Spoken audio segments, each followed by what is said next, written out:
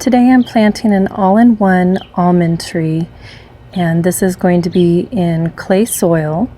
This is also in planting zone 9A for anyone who needs to know that information. And just going over what I've done already is I've prepared a hole, and this hole is about 3 times bigger than the pot. It's about a 3-gallon pot, and I filled it with water and I let it drain. The reason I did that is to see if the water was going to sit and for how long. Fruit trees and nut trees do not like to sit in water. They like drainage.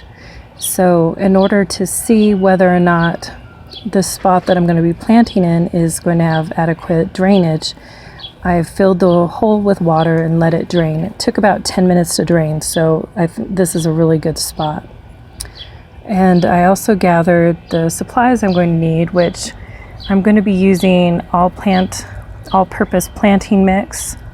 This is Dr. Earth, and I had this from last year. I haven't been able to find any this year. And then I also have some kelp meal here, and then some worm castings here.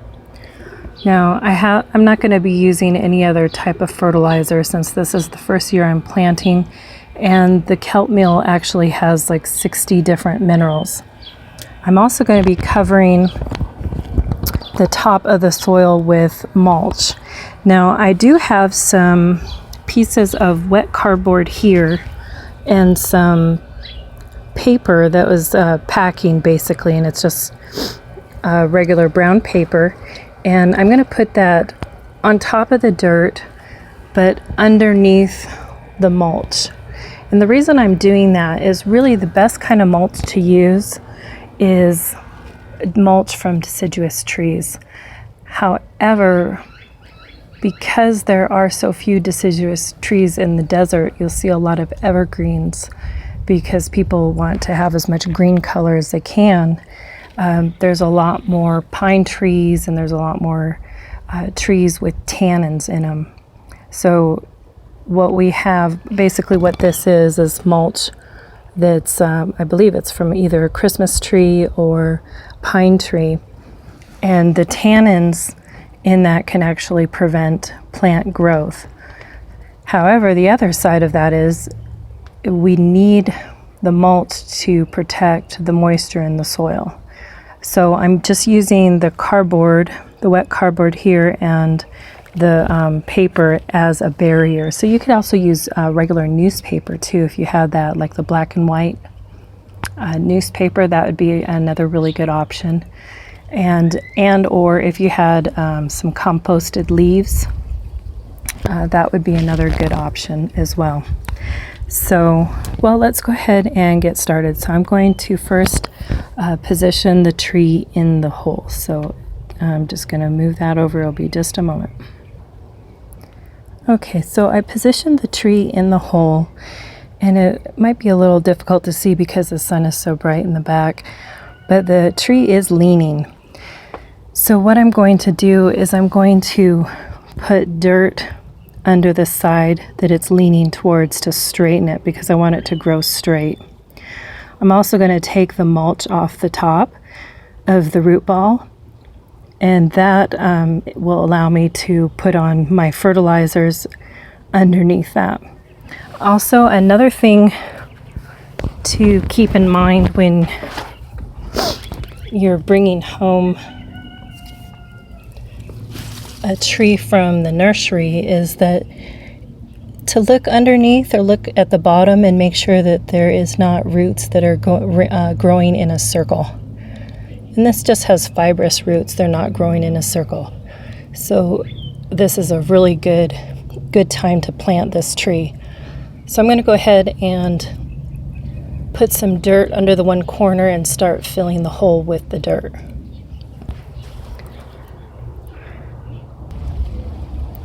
Okay, so I've filled the hole with dirt, and the tree is rather straight now. And if you have some compost, go ahead and put some compost over the top. You could probably use a smaller container, about like this size, probably about a 1-gallon container.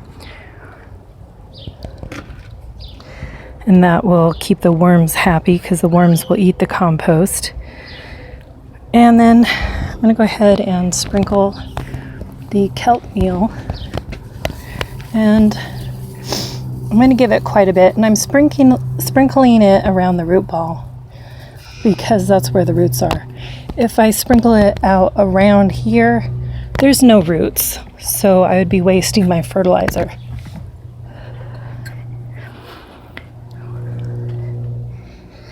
And next is the worm castings.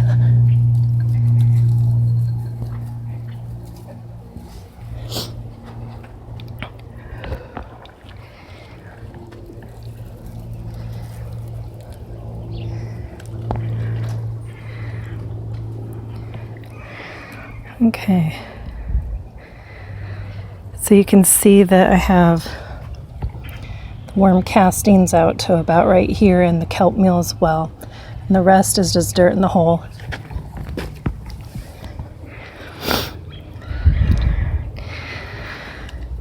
The next thing I'm going to do is put the mulch around the edge. And I don't know if you can see it, but I have kind of like a moat, a small moat around this section. And that's so that the water doesn't run out of the hole.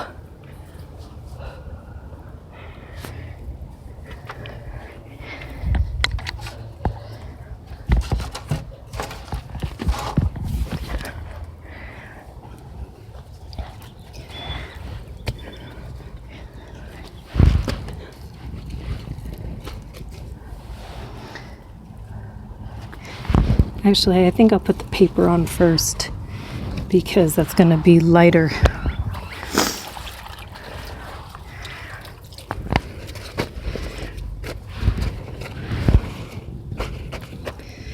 And I'm not putting the paper right up against the trunk. I want to keep the trunk dry because if it gets wet, that can attract bugs and disease.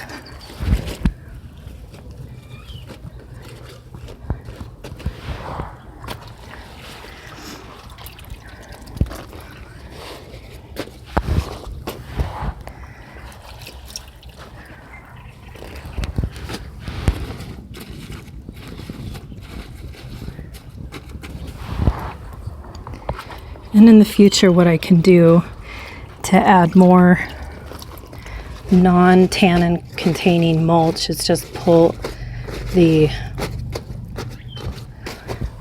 other mulch, the pine tree mulch, back, and then just add more regular mulch. Or you can use cardboard, you can use paper, you can use leaves. It's best if they're composted, so in case there's any insects that have laid eggs, you're not giving them a good home to hatch. Okay, so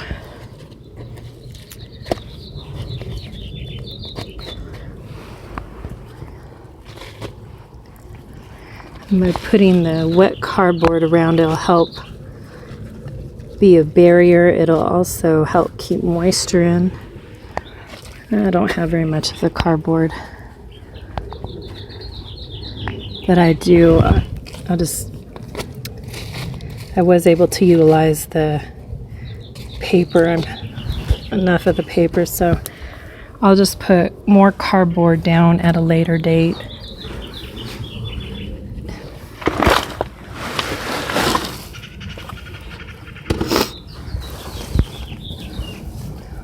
So again, I'm just keeping the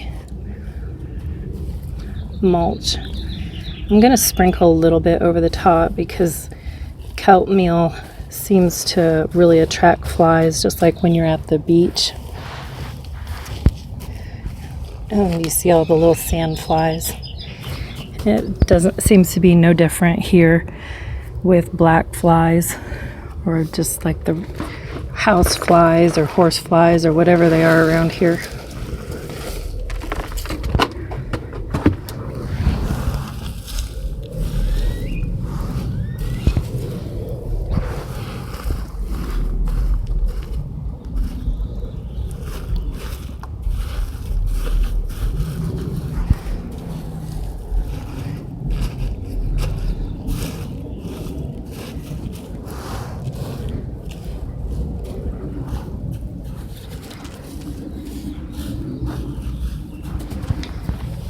All right, so that's what it looks like after the mulch is all spread.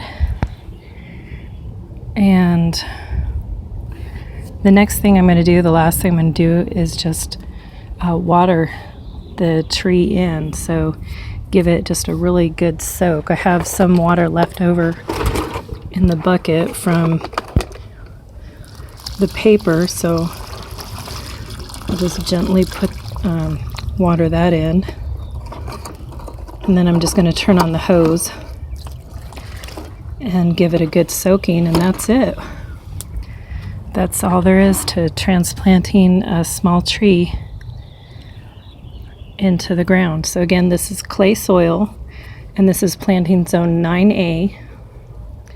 And I think today is May 4th. So you can see that the tree already does have nuts, and the nuts are going to be just fine. They're not going to fall off.